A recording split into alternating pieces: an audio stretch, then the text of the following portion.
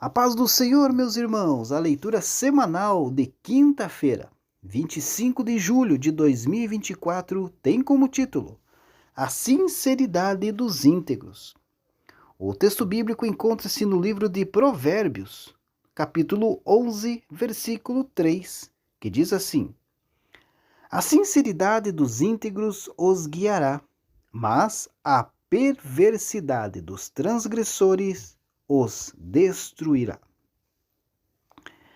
Queridos, ninguém age com sinceridade o tempo todo. Essa é a mais pura verdade. Contudo, devemos todos aprender, de uma vez por todas, que o modo como agimos entre nós simplesmente não funciona com Deus. Como o Senhor é onisciente, de que adianta não ser sincero com Ele? A sinceridade, queridos, é um elemento essencial do trato nosso de cada dia com Deus Pai. Se não formos sinceros, Ele saberá. Não há, pois, como burlar essa regra. É a realidade que se nos impõe. Mais do que ser sincero com o Senhor, entretanto, queridos, precisamos estar e nos postar diante dele com integridade. Ser íntegro é ser reto, completo, inteiro.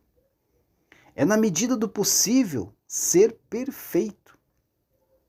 É se apresentar a Deus de corpo e alma, sem máscaras, sem subterfúgios, com inteireza e verdade. O todo da pessoa diante do Todo-Poderoso. A criação nua, desnudada ao Criador. O âmago do homem, sua esfera mais profunda e inacessível aos pés do Altíssimo. E de novo, essa é a regra. E quem a obedece, diz a Bíblia Sagrada, Deus Pai o encaminha. Porém, queridos, há o outro lado, o lado do perverso e do desleal. Talvez o lado em que nós estávamos antes de termos conhecido o Senhor Jesus, não é certo? O perverso, queridos, é o corrompido, o depravado, dado a vícios, a pessoa de má índole e de caráter duvidoso.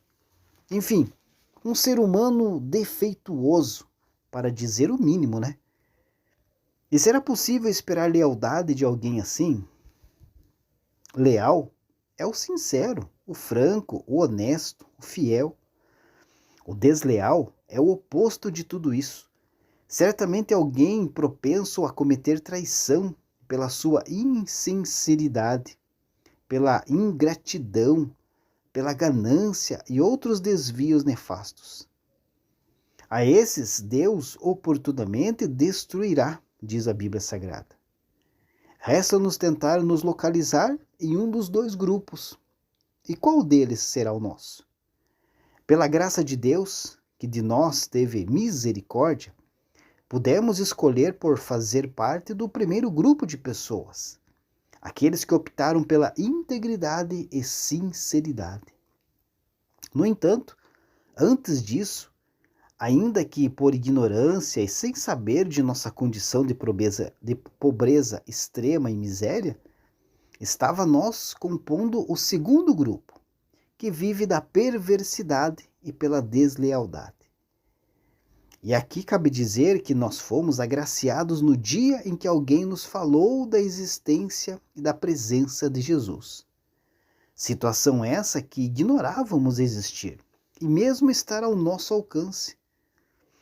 Tal situação é semelhante a um naufrágio, em que nós fomos recolhidos em um barco de salvamento, enquanto assistimos o navio em que estávamos antes ir a pique. Só que temos a escolha de ficar assistindo o navio afundar, e é isso, ou de nos concentrarmos em puxar para dentro do barco em que estávamos aqueles que boiam sem esperança nas águas. O máximo deles que pudermos. Jesus, queridos, é o piloto desse barco de salvamento. E todos os que o alcançam são salvos, por Jesus, é claro. Nós apenas damos uma mão. Jesus faz o resto.